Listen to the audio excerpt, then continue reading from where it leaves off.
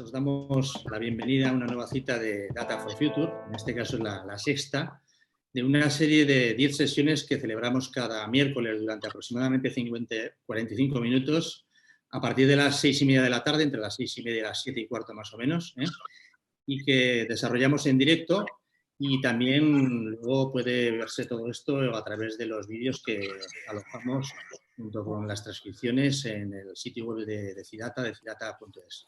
Mi nombre es Cherra. Durante este tiempo vamos a sobrevolar e imaginar el futuro de la banca con dos personas expertas. Rafael Fernández Campos, CDO de Bankia. Buenas tardes. Hola, buenas tardes. Y Alfonso Sainz de Baranda, CGO en Binex. Buenas tardes, Alfonso. Muy buenas tardes.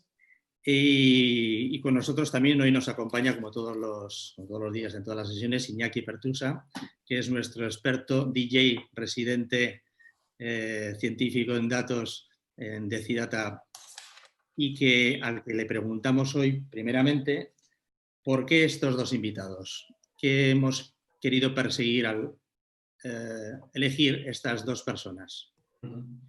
Bueno, pues al final el espíritu con el que lanzamos Data for Future es tener un espacio de reflexión informal sobre cómo el mundo de los datos, la analítica y la inteligencia artificial está afectando, bueno, va a afectar diferentes sectores y diferentes tipos de compañía. Y la sesión de hoy queríamos dedicarla al mundo de la banca y las finanzas, y la mejor manera de ver dos visiones que en muchos aspectos serán complementarias es la de tener un gran banco tradicional como puede ser Bankia, y contar con Rafa en el día de hoy. Y por otro lado, tener una fintech, ¿no? En un mundo que se ha visto transformado, ¿no?, por este tipo de nuevas empresas muy dinámicas, muy rápidas, con nuevos modelos de negocio, y tener a Alfonso, que nos puede explicar en Binext qué es lo que están enfocando y cómo lo están haciendo en una de las fintech pues, que más reconocimiento está teniendo en estos últimos tiempos, ¿no? Así que, antes de nada, agradeceros, Rafa y Alfonso, a los dos por estar hoy en este nuevo episodio. Muy bien. Muchas gracias. Bien, pues hoy, como otras ocasiones, sobrevolaremos ese efecto transformador de los datos y la inteligencia artificial. Hablaremos también de la importancia de la calidad de los datos en la toma de decisiones.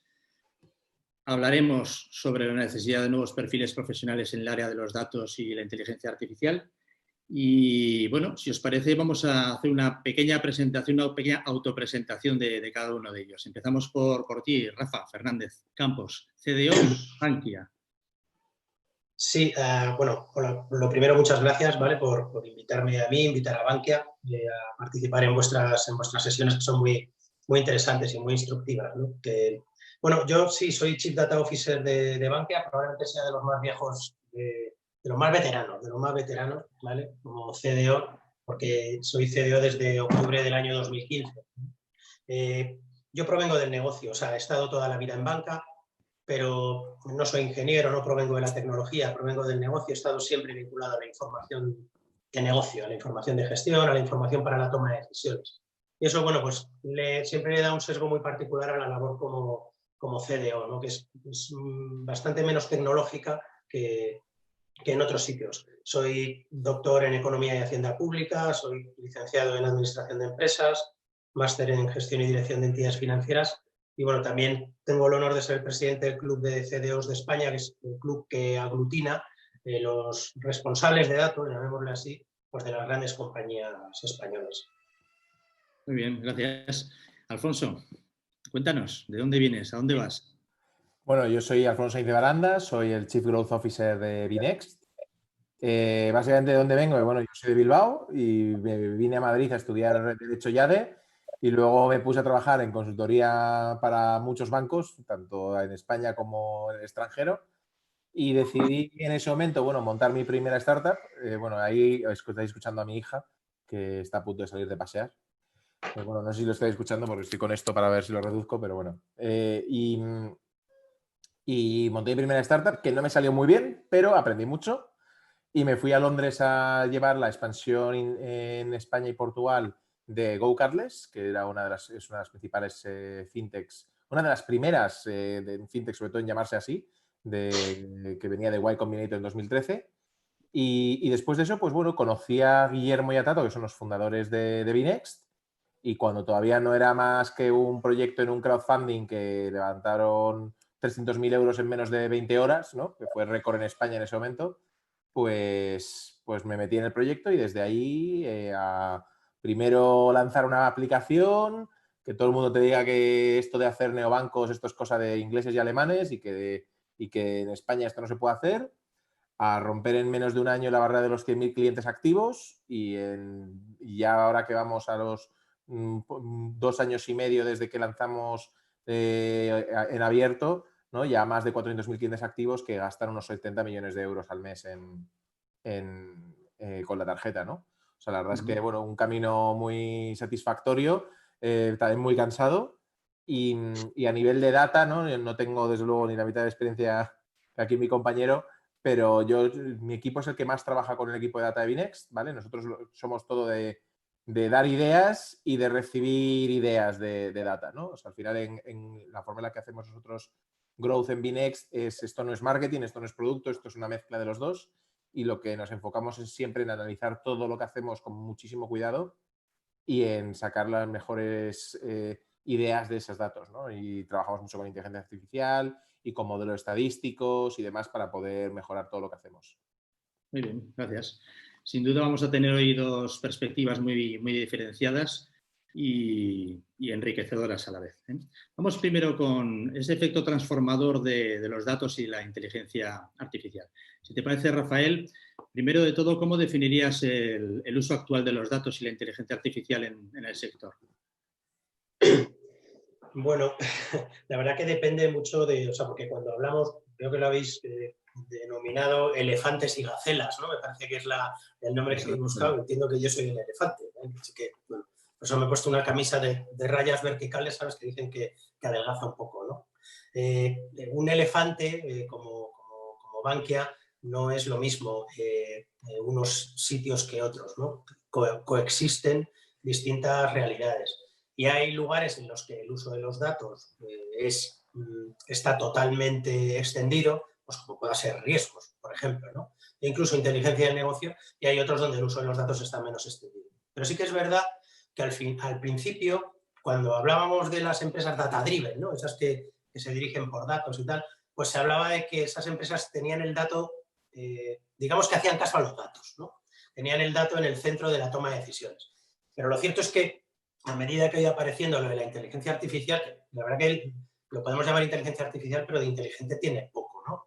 Pero bueno, llamémosle así como convención, empezamos a pensar que además tenía que cumplirse otra cosa, ¿no? Que es que los datos fueran palanca clave para cumplir la estrategia de esa compañía, ¿no? Entonces ahí ya se abre otro mundo completamente diferente, que no es solamente el de la toma de decisiones, sino, pues, como todos sabemos, la mejora de los ingresos, que si reducir riesgos, que si los intangibles, etcétera, ¿no? Entonces ahí, pues la banca depende del banco y dentro de cada banco depende del área donde estés, el uso de los datos está más extendido o no.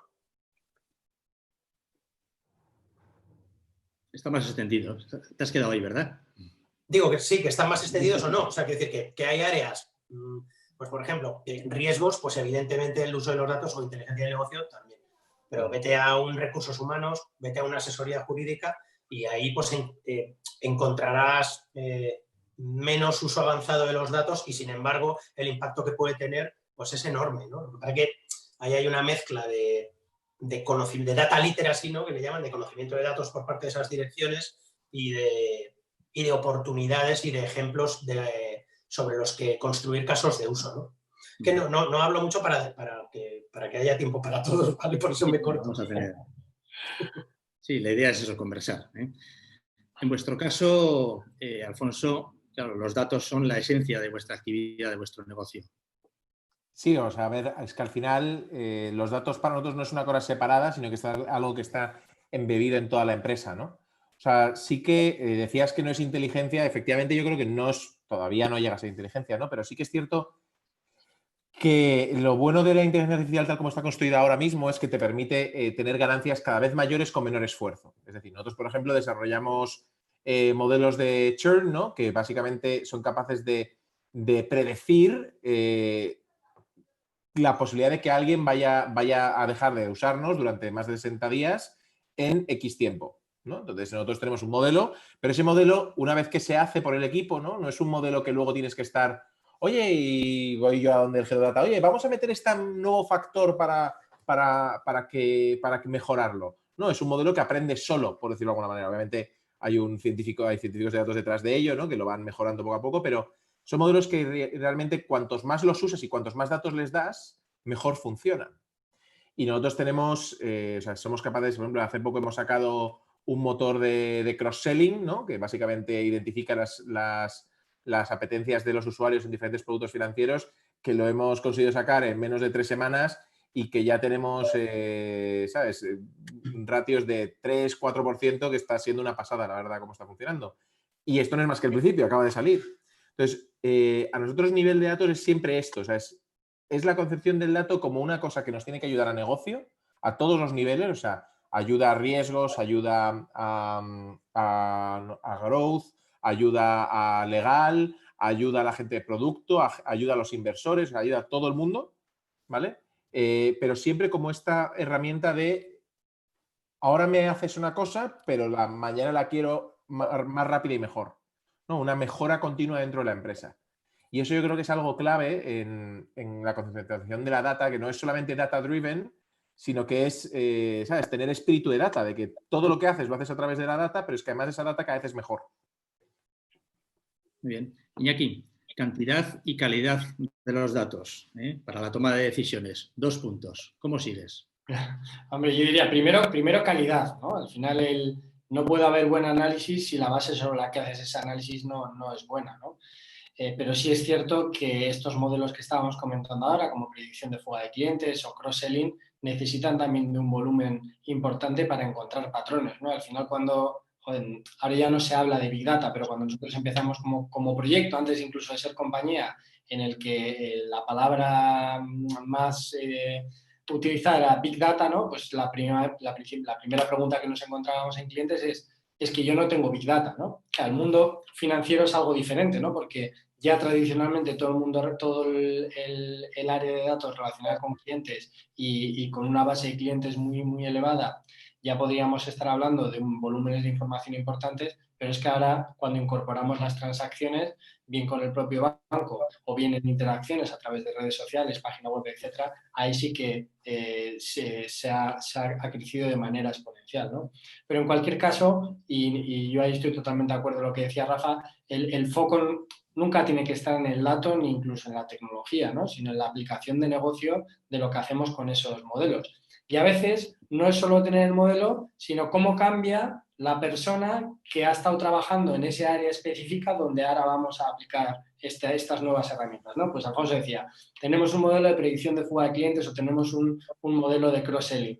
Claro, lo interesante es, ¿y la fuerza de ventas cómo utiliza esos modelos? Porque si vamos en este caso a empresas más grandes, con más historia, con más legacy de sus sistemas, de sus procesos, etcétera, eso supone siempre un punto de fricción, ¿no? La transformación de cómo esos departamentos tienen nuevas herramientas que son más efectivas, pero que tienen que aprender a utilizarlas, porque van a tener que cambiar la forma de trabajar. Al principio no son siempre más efectivas, que suele ser siempre el problema de todas estas cosas nuevas.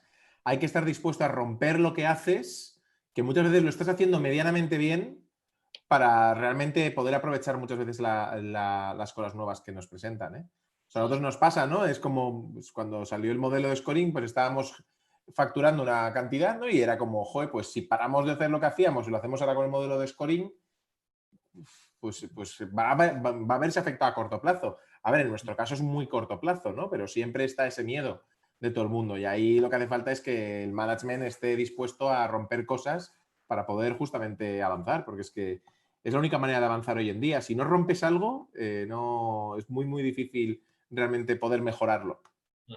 Rafa, ¿se puede romper algo en una gran empresa como la vuestra? Te aseguro que sí. Se pueden romper muchas cosas con un alto Sin que costo. te despidan, fundamentalmente.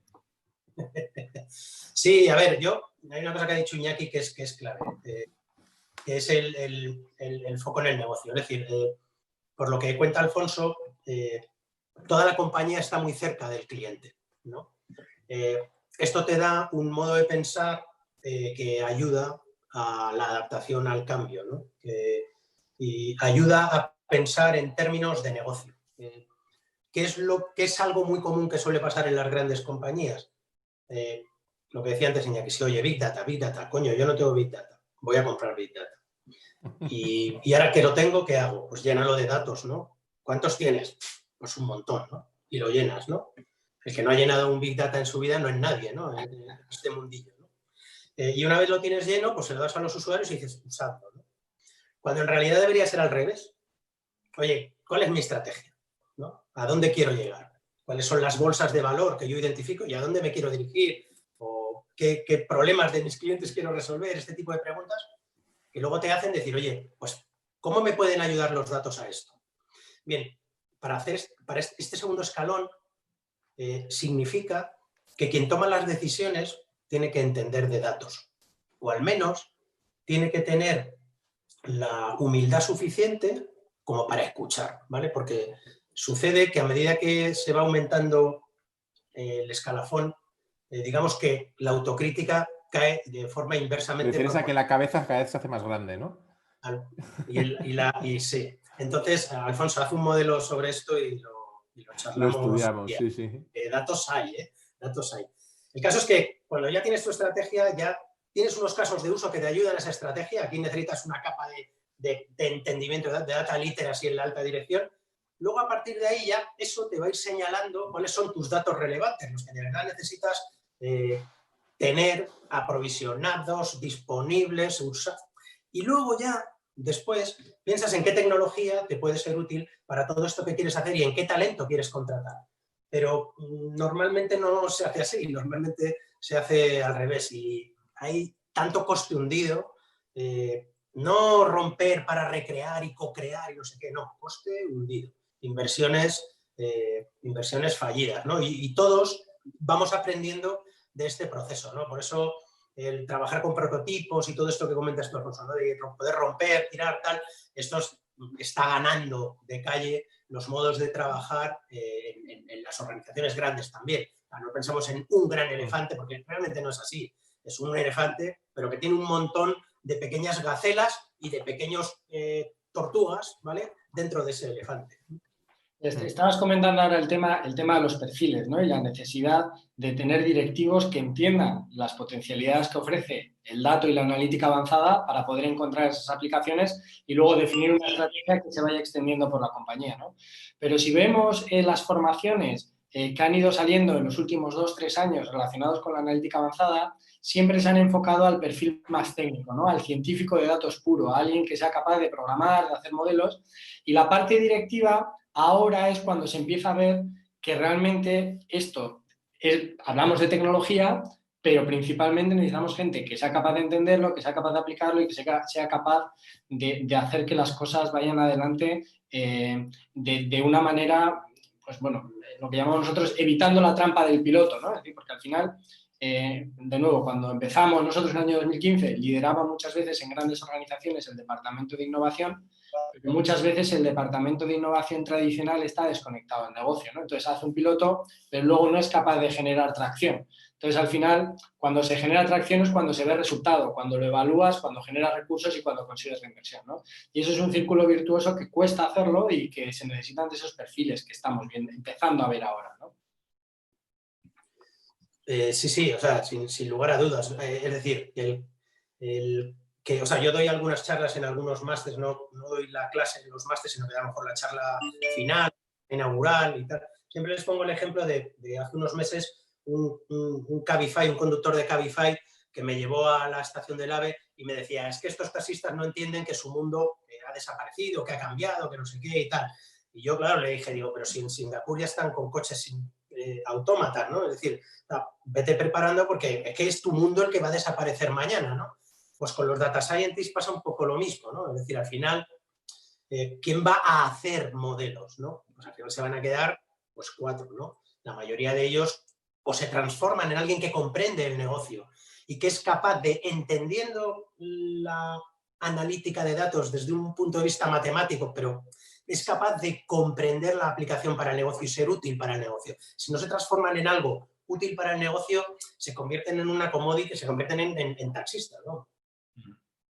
Quiero creer que la inteligencia artificial será una gran herramienta para poder tomar mejores decisiones, pero en ningún caso va a sustituir también a las personas, ¿no? No me imagino, por ejemplo, algo que parece que sí también ocurre de alguna manera, y es que cuando una empresa o una persona solicita, por ejemplo, financiación bancaria, resulta que es una maquinita la que evalúa a la persona, sus riesgos y le concede diferentes rangos de préstamos en función de los datos solamente, ¿no? Sí, bueno, eso es un motor de scoring normal. O sea, eso, pero es que además imagínate, si lo hiciesen humanos sería totalmente injusto. Sería pues la época esa de, venga, ganarte al gestor bancario ahí a convencerle, llevarle a cenar y tal, entonces es el que te da el préstamo, ¿no? Yo, respecto a lo que decía Rafael, yo creo que es totalmente correcto, ¿no? Porque al final, y nosotros lo vemos mucho, no se trata de los datos que tienes, sino de las preguntas que tienes y de hacer las preguntas adecuadas. O sea, porque a mí, por ejemplo, nos pasa a nosotros también. O sea, cogemos, vamos a lanzar un nuevo producto y entonces el equipo de data, pues tenemos una reunión inicial, todavía no sabemos muy bien de qué va el producto, no sabemos cómo va a funcionar, entonces nos hacen un dashboard, ¿no?, del producto. Y luego llega el primer día, lanzamiento, miramos el dashboard y decimos, esto no responde a ninguna de las preguntas que tengo ahora mismo. ¿Cómo ha funcionado bien la campaña? No, tía, ¿realmente ha funcionado mal esta parte por esto? Entonces, es ahí cuando tú ya ves el producto en vivo, cuando ya te puedes hacer las preguntas adecuadas. Bueno, idealmente tienes que trabajarlo para tenerlo cuanto antes, ¿no? Pero normalmente es un trabajo en construcción, ¿no? Pero todo se basa en saber hacer las preguntas adecuadas. Y yo no creo que eso necesite una clase en un máster, ¿eh? Yo creo que eso simplemente requiere gente con la mente abierta, como decías tú, de verdad pensar que la respuesta creo hay un dicho, ¿no? Todo el mundo, las opiniones son como los culos, todo el mundo tiene uno, ¿no? En cambio la data no. Entonces, y luego hay otro dicho que es give me your opinion, give me your data and I'll take the data, give me your opinion and I'll take mine, ¿no? Vamos, que si me das tus datos, cojo tus datos, pero si me das tu opinión, me cogeré la mía, ¿no? Entonces, ahí yo creo que eso es lo vital, es tener a gente que entiende que sus opiniones no son en lo definitivo, ¿no? Que por tanto están dispuestos a preguntar y luego que además que practican la pregunta activa. Y ya te digo que yo creo que eso no es algo que se enseñe, es algo que se va haciendo poco a poco. Y luego la parte de los data scientists, totalmente de acuerdo. O sea, hay una enorme diferencia cuando trabajas con alguien en data que no tiene ni idea de lo que le estás pidiendo, o sea, no sabe, a una persona que sabe, porque tú muchas veces dices, oye, tal, y entablas una conversación. Entonces tú entablas una conversación con un data analyst y no es una cosa que el data analyst coge y te da un dashboard y venga, toma, aquí están las respuestas. No, es una conversación en la que ambos se piensan, oye, y tal, oye, y este dato, fíjate, ¿por qué sale así? Ah, pues mira, esto déjame verlo. Y entonces ves los datos de verdad como lo son, que cuentan una historia. Rafa levantó el dedito, ¿verdad? ¿Rafa? Perdona, es que si era para mí no te he entendido. Sí, que habías levantado antes el dedito como queriendo intervenir. Sí, es que iba a decir justo una cosa en lo que has dicho de dame tus datos y lo de la opinión y tal, que no solamente que cojan los datos y tal, sino que tengan la humildad suficiente como para dejarse sorprender por ellos, ¿no? Sí. Es tal el grado, o sea, con los mismos datos, bueno, no tienes más que ver un debate electoral en televisión para darte cuenta cómo los mismos datos pueden ser utilizados de una manera o de otra. La manipulación, ¿no? Bueno, la tergiversación suena muy fuerte, ¿no? Pero el sesgo de confirmación, es decir, hago caso a lo que los datos me dicen, cuando los datos me dan la razón, les hago caso. Cuando los datos me dicen algo que yo no consideraba previamente, pues son malos datos, ¿no? Ese es el sesgo de confirmación. Y se da tan abundantemente que es tremendo. Y no estamos hablando ya de modelos analíticos, estamos hablando de una analítica. De personas. No, es que estamos hablando, es que al final los datos son personas. Si el que lo interpreta no está dispuesto a escucharlo, o es que a veces también manipular datos se hace de forma incluso inconsciente, ¿sabes? O sea, yo estoy montando un modelo de tal junto con data y decidimos por una razón quitar una cosa y luego de repente, oh, qué bonito. Y luego alguien dice, oye, ¿y esto? Ah, es verdad. Pues al final no lo metimos, lo metes y de repente todo se va a la mierda, ¿no? O sea, a veces esos fallos son humanos. No solamente porque la gente no quiera escucharlo, sino porque es que, de verdad que, o sea, yo respeto muchísimo todo el trabajo que hace la gente de Data, porque es que es como intentar en un, ¿sabes? Como la gente que va buscando hierro con los detectores de metal por la playa. O sea, para mí es un poco eso. Los granos de arena son todos los datos que puede tener una empresa, ¿no? Y ahí está el de Data, con la ayuda que a ser posible, pues con la ayuda de otras personas del negocio, ¿no? Buscando ahí el metal entre toda la arena.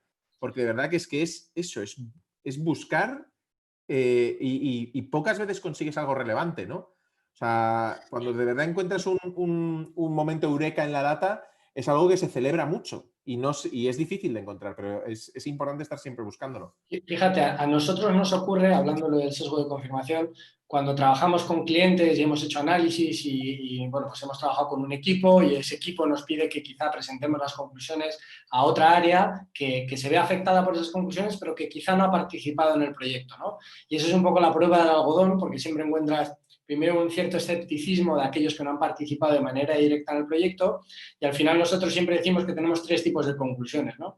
Aquellas que realmente confirman lo que el equipo ya sabía y nos dicen, es que eso ya lo sabía, ¿no? Claro, es que si no lo confirmamos tendríamos un problema, ¿no? Porque el dato nos estaría diciendo algo que la propia experiencia demuestra que no es, ¿no?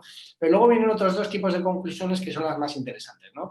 Lógicamente, la que el equipo no sabía y se sorprende, pues fíjate, no era consciente de que existía una correlación entre estas variables, que había una cierta capacidad de mejora aquí.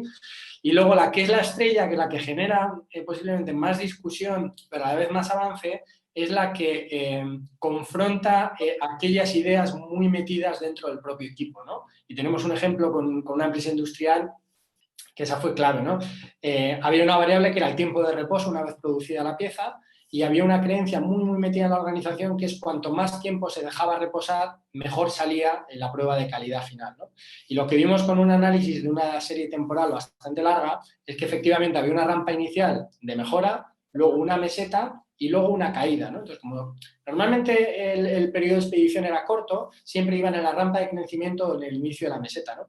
Y cuando les dijimos, cuidado, porque si los dejáis más tiempo, la calidad empeora, bueno, se generó un debate, eso no es así, no puede ser. Y al final, luego analizando en el tiempo, ves pues bueno, que hay ciertas creencias de negocio muy metidas en una organización que nunca han sido contrastadas y que cuando empiezas a analizarla, pues lo que decía, ¿no? Algunas se confirman, se descubren cosas nuevas y otras quedan descartadas, ¿no? Y a veces, bueno, pues ese cambio de paso es difícil, ¿no?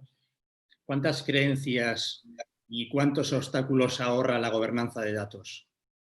Iñaki. Pues yo le dejo a Rafa que iba a empezar a hablar, le he visto que ha cogido impulso, así te dejo la pista. Yo siempre estoy dispuesto a hablar, o sea, cuidado porque... A ver, a mí, o sea, cuando se habla de gobernanza, o sea, siempre se piensa en un tricornio, ¿no? O sea, quiero decir, entonces, la gobernanza me gusta entenderla en el sentido amplio. Estoy seguro que te refieres a ese tipo de gobernanza, ¿no?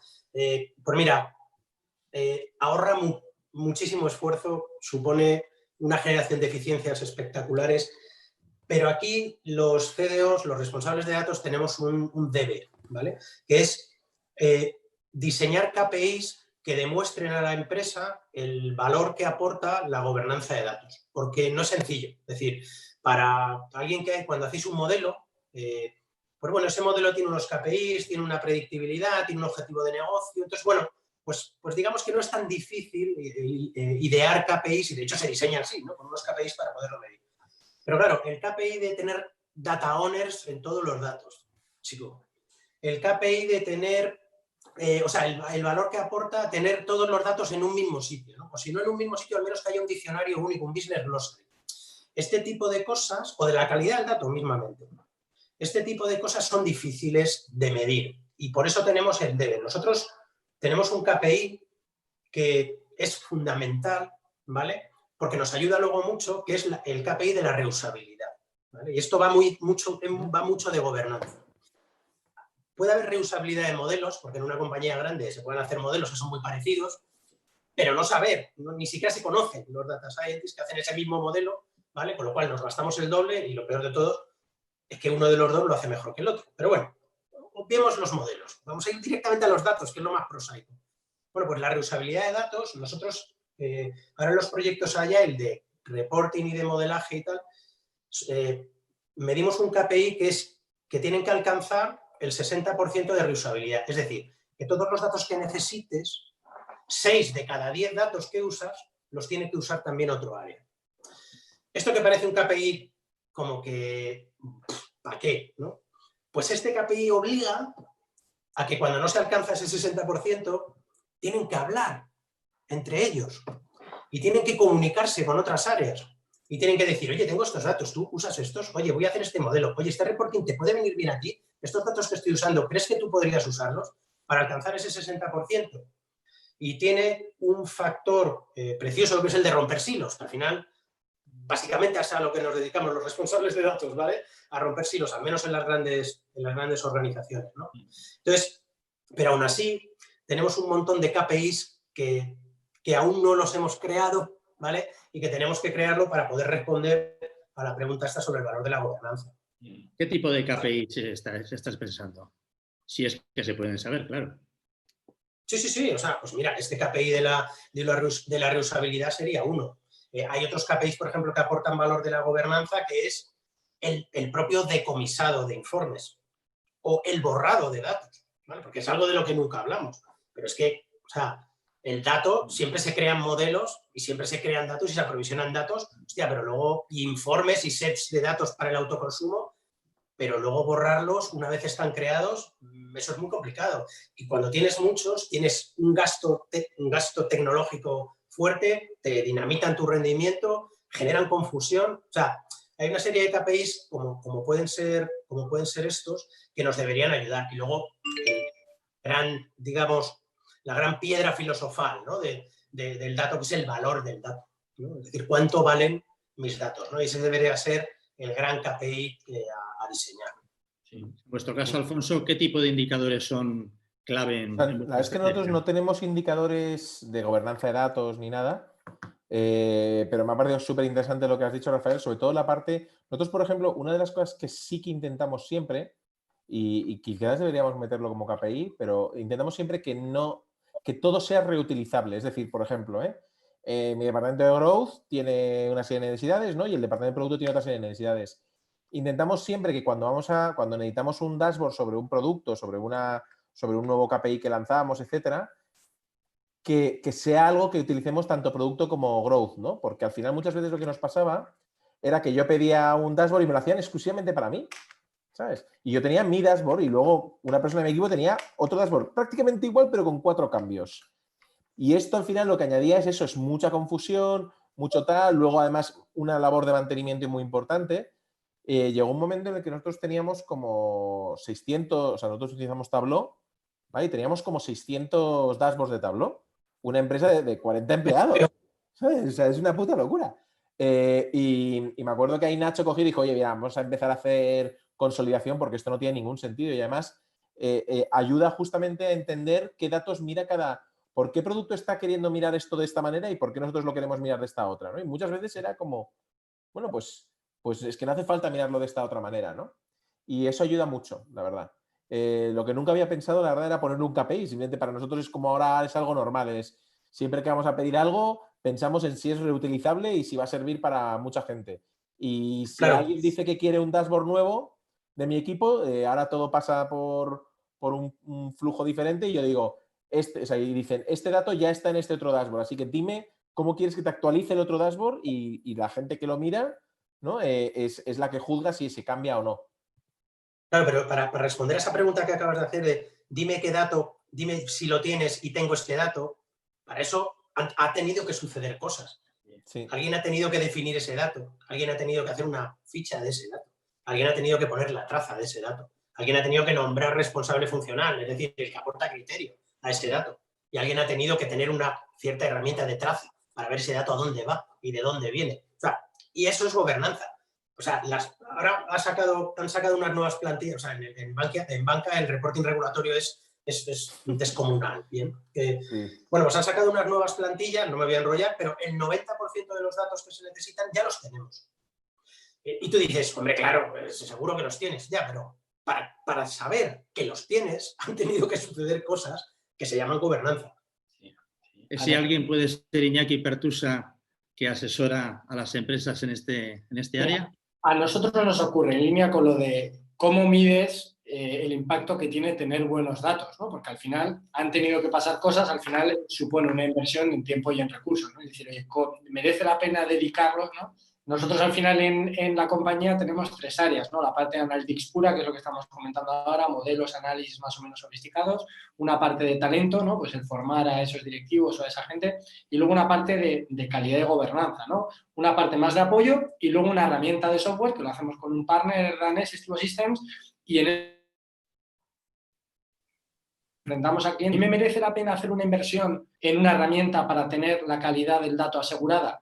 Y entonces, claro, cuando hacemos ese primer ejercicio de cuantificación del retorno a la inversión, en la mente del cliente, al principio solo está, oye, la reducción de dedicación de mi equipo que voy a tener en procesos que ahora los voy a hacer de manera automatizada, ¿no? Y dices, joder, esa es fácil. Reducción de coste, pues ya tengo 4 personas, lo voy a poder hacer con 2. Pero luego cuando rascas y dices, ya, pero es que ahora el tener una información de mayor calidad te va a poder permitir tener mejor identificado al cliente, porque ahora tenías el cliente diferentes bases y le estabas tocando quizá 2 veces con la misma acción, erosionando tu marca. O vas a tener los productos bien identificados y, por lo tanto, cuando tengas que negociar con un proveedor, bueno, en banca es algo diferente, pero cuando tengas que negociar con un proveedor y te diga que el precio es diferente, tú eres capaz de ver por qué es diferente, porque quizás no es exactamente lo mismo, ¿no? Entonces, el hecho de tener una buena calidad de datos tiene un impacto en diferentes áreas de negocio que es necesario analizar y cuantificar, porque si nos centramos simplemente, es lo del ejemplo del fontanero, ¿no? ¿Qué ventajas te da tener bien las tuberías? Bueno, pues si luego quieres poner un baño, quieres poner una ducha o tienes bien las tuberías o no vas a poder.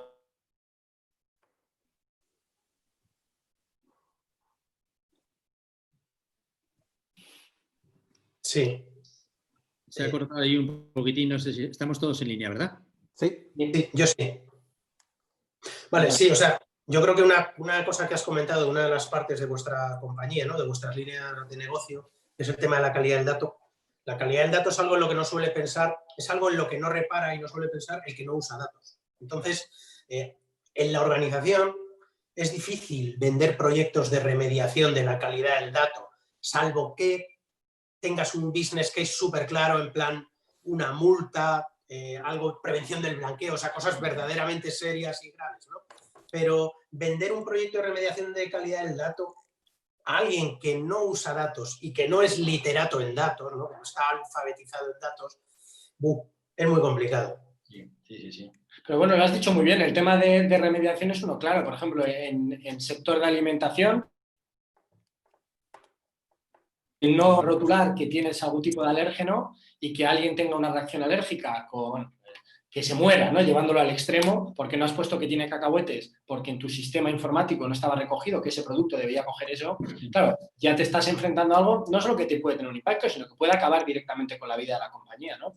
Y hasta que no lo pones en esos términos, muchas veces solo nos quedamos en la parte de reducción del coste, ¿no? Y de nuevo el impacto ahí va más allá, ¿no? Y de nuevo el negocio vuelve a tener el elemento fundamental en todo esto, ¿no? Que es como hemos comenzado esta conversación, ¿no? Es que al final todo sirve al negocio y si no sirve al negocio es que no sirve mucho. Sí. Totalmente de acuerdo. El puesto de jefe de datos o de responsable de datos tiene que estar legitimado por el negocio. Es decir, si el CDO no es útil al negocio, quitar ese CDO. Sí. ¿Cómo ha afectado el COVID en Es una, por terminar con esta idea, esa misma discusión la teníamos el otro día con un cliente del área de TI, ¿no? De cuál es la función de TI. Porque si bien TI ha sido el proveedor y el mantenedor de los sistemas informáticos en la compañía, si ahora el dato es de negocio, debe seguir estando esa responsabilidad dentro del entorno TI, debe ser un entorno híbrido, ¿cómo debe ser? Debe ser un nuevo departamento, ¿no? Y eso es una discusión que está en marcha, que no hay una respuesta, que cada organización tiene su propia forma de hacerlo, pero que es muy interesante, ¿no? Dentro de la cabeza de los CTOs el pensar, bueno, ¿y cuál es mi función, cuál es mi papel dentro de este nuevo mundo del dato, ¿no? Gracias. Vamos a ir acabando, nos quedan unos minutillos, si os parece, vamos a abordar cómo ha cambiado el COVID vuestra manera de trabajar y, sobre todo, cómo va a cambiarla a partir de ahora. Sí, ¿Alfonso? Sí, a ver, nosotros en nuestro caso, la manera de trabajar, bueno, estamos todos teletrabajando desde casa desde poco antes del anuncio del confinamiento, ¿no? La verdad es que la adaptación ha sido muy fluida, no te voy a negar. O sea, nosotros ya teníamos todo el tipo de herramientas que nos permitían trabajar con el equipo de México. Es más, nosotros favorecíamos siempre el teletrabajo siempre que quisieras y la verdad es que a nivel de esto no ha afectado nada a nivel operativo, ¿no? Sí que es cierto que el dato ha cogido incluso más importancia todavía en esta época, porque en nuestro caso nosotros somos nuestros clientes estaban muy enfocados mucha parte a viajes, lo cual ha sido claramente eliminado, ¿no? Y una pregunta que nos hicieron los inversores fue, oye, ¿y estos clientes que ahora se han dejado de usar porque no están viajando, volverán a usaros cuando vuelva a haber viajes? Y lo cierto es que ha sido increíble porque en la última reunión de inversores que tuvimos, ¿no? Pudimos demostrar que efectivamente, pudimos demostrar qué clientes nos habían dejado de usar, por qué, cómo y cuándo volverían a utilizarnos, ¿no? En un modelo predictivo que hemos hecho que además es que se está cumpliendo con un grado alto de confianza ahora mismo, ¿no? Y esto ha permitido además que a nivel ya no solo de empresas, sino que a nivel de inversores el dato haya cogido mucha más relevancia, ¿no? Y esto la verdad es que yo creo que es un gran paso porque antes estábamos, como éramos una empresa muy centrada en data, ¿no? Pero a nivel de inversores pues no les informábamos mucho de los datos con los que teníamos y con los que podíamos hacer. Y ha demostrado que teníamos unas capacidades aún mayores de las que pretendíamos, porque es que hemos sacado una cosa muy, muy chula y que, no sé, seguro que seguro que vosotros también decís cosas chulísimas, ¿eh? Pero esto que nos ha sorprendido a todos lo que hemos sido capaces de hacer en muy poco tiempo y con un grado de confianza enorme, ¿no? Una reacción positiva. Entonces yo creo que esto va a hacer que cada vez, o sea, si antes ya utilizamos mucho los datos, ¿no? Que ahora ya quizás otras áreas que no estaban tan metidas se metan cada vez más en este nuevo mundo, ¿no? Y sobre todo refuerza lo que decíamos, lo que decía antes Iñaki, ¿no? Que es que tenemos o sea, somos una empresa en la que los datos son oro, ¿no? O bueno, el oro negro, ¿no? ¿Cómo es? El petróleo de las empresas, ¿no? Pues es que es verdad. Y esto lo va a afianzar aún más, ¿no? Porque ahora en un momento en el que si ya antes éramos cuidadosos con los gastos y donde gastábamos dinero, ahora desde el momento COVID estamos siendo 10 veces más cuidadosos, ¿no? Entonces, cada euro no puede perderse.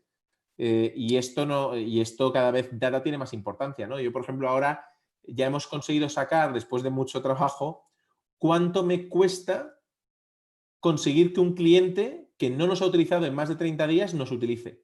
Y sé la cifra en euros de cuánto me cuesta eso, ¿no? Y ahora entonces es un número que puedo optimizar y puedo decir, oye, pues si lo hago por anuncios de Facebook, si lo hago por afiliación, si lo hago por un email, si lo hago por un push, me cuesta esto y lo que tengo que hacer ahora es optimizarlo al máximo, ¿no?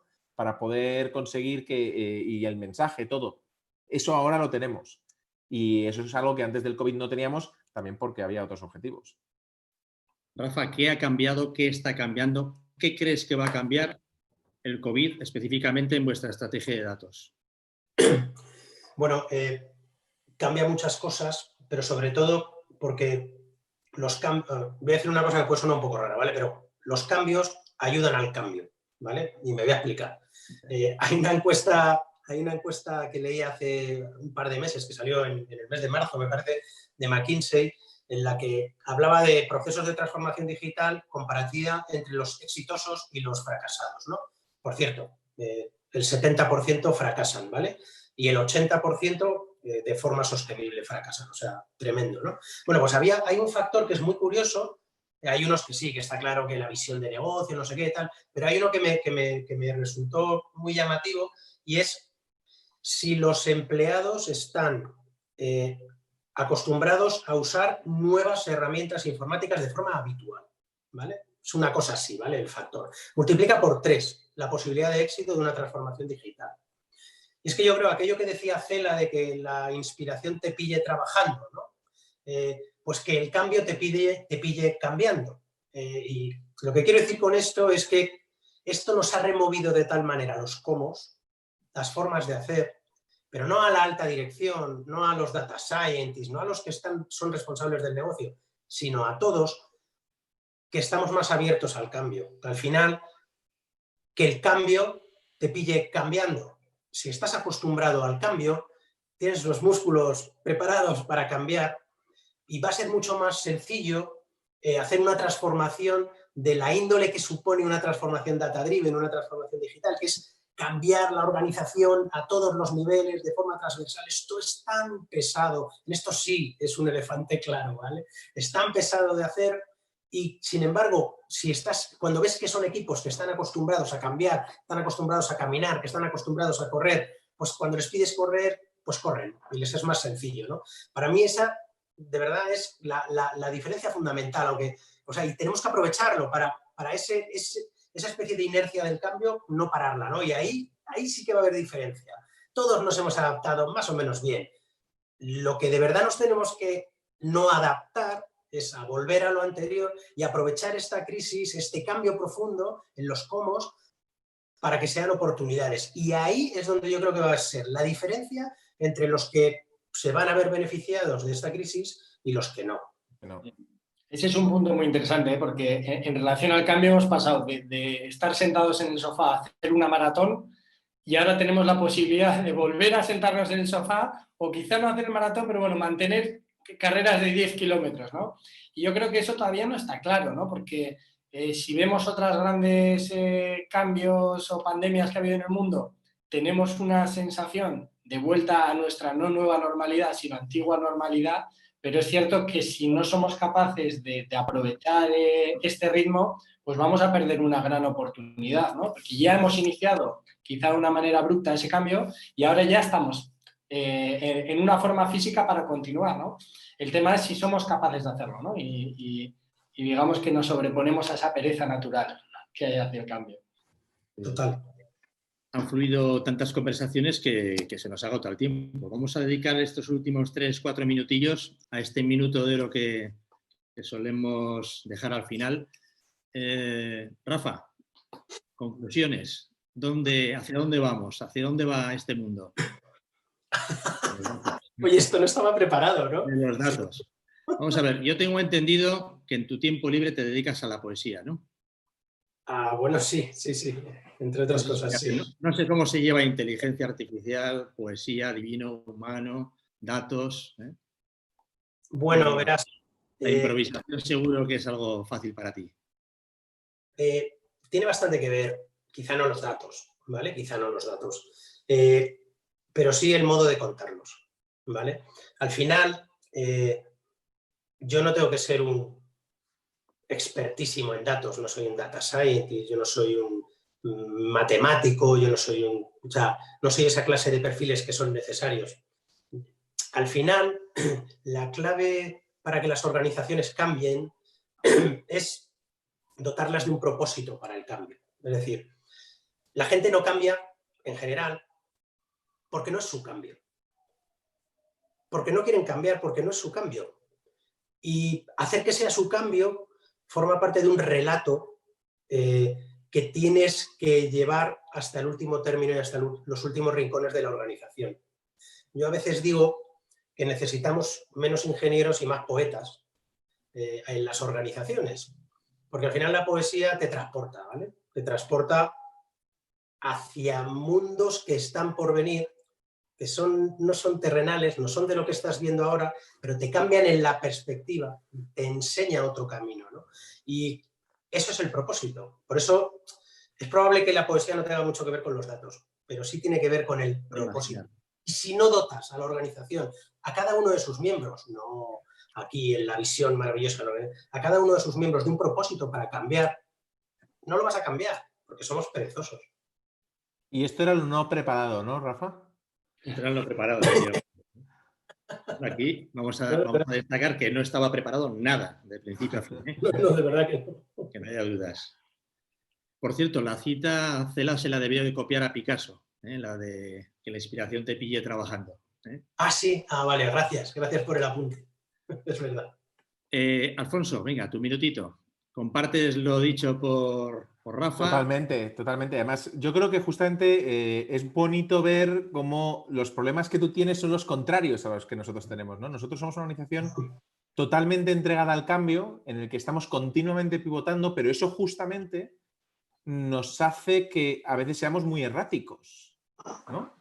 Y que lo que justamente nosotros buscamos como organización es tener mejores procesos, procesos que funcionen bien, gente que siga esos procesos, pero sin romper esa apetencia y esa necesidad que tenemos al cambio, ¿no? Entonces es como al final las antípodas, ¿no? Una empresa ya consolidada con muchos años ya tiene una aversión al cambio y lo que necesita es llenarse de propósito, mientras que nosotros somos una empresa llena de propósito, pero que necesita consolidar los procesos y los caminos en los que llegar a ese propósito.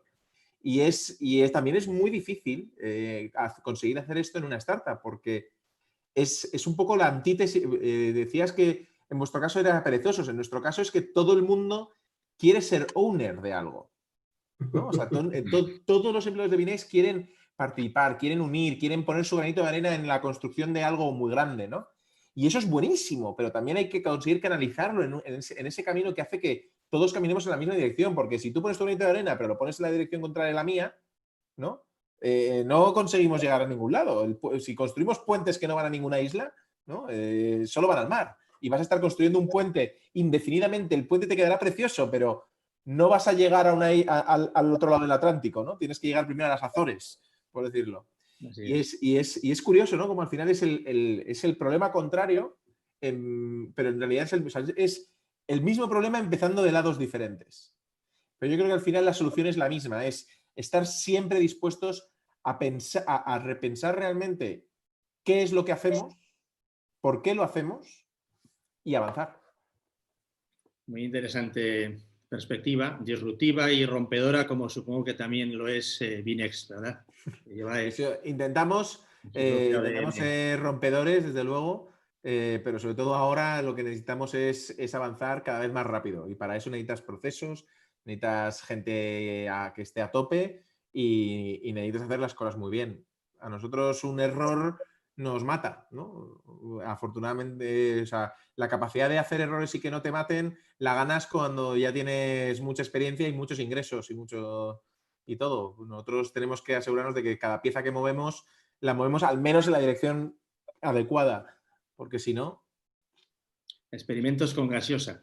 Y hablando de gaseosa y aprovechando que eres de Bilbao y también aprovechando que estamos en directo, vamos a ver si le rascamos un almuerzo a Iñaki, ¿eh? Oye, pues sí. Encantado. Sí. Rafa, ¿te animas? Una bilbainada, ¿te animas? Si no hay más remedio... Venga, oye, yo llego para la cerveza. ¿Eh? Muy bien. Iñaki, ¿quieres comentar algo para finalizar también? Claro, yo creo que estos dos enfoques han sido muy interesantes, ¿no? Y aterrizándolo lo hemos visto desde el punto de vista del cambio y la transformación, pero si lo llevamos al mundo de los datos y la analítica avanzada, que tiene mucho paralelismo con la transformación y el cambio, pues la magia está en encontrar ese equilibrio, ¿no? Es decir, si tienes a gente muy innovadora, muy centrada en el dato, te pueden dar ideas muy rompedoras respecto a tu modelo de negocio, pero luego quizá no tienen ese impacto, ¿no? Y ese retorno. Y en cambio, si tienes a gente muy aterrizada y con los pies muy metidos en dinámicas tradicionales, pues seguramente no tengan la capacidad de imaginación que decía Rafa con la poesía, de ver otros mundos, ¿no? Y de ver otras formas de hacer las cosas. Entonces, la búsqueda de ese equilibrio, ¿no? Y en los proyectos de datos siempre hay esos dos perfiles, ¿no? El más científico de datos, técnico con el más de negocio, y ahí se genera un conflicto constructivo, ¿no? De qué debe primar más, ¿no? Entonces, yo creo que cada organización y sobre todo cada sector debe encontrar un equilibrio que seguramente pasado un tiempo se mueva y haya que encontrar un nuevo equilibrio, ¿no? Qué bien que has puesto la guita también hablando sobre la estructura de la organización, las personas, que es uno de los temas que hoy no nos ha dado tiempo a abordar en profundidad. Si os parece, dejamos aquí para no alargarnos mucho más, ¿eh? Nos vemos el próximo 24, me parece que es, ¿no? También a esta misma hora en principio, en Data for Future. Recordar que en decidata.es vamos colgando los vídeos y cuando nos da tiempo las transcripciones, que las hace la inteligencia artificial, pero luego Iñaki tiene que revisarlas frase por frase porque si no, eso no hay Dios que lo entienda. Muchas gracias, muchas gracias a todos. A Rafa, a Alfonso, Iñaki. Nos vemos en una próxima edición. Muy bien.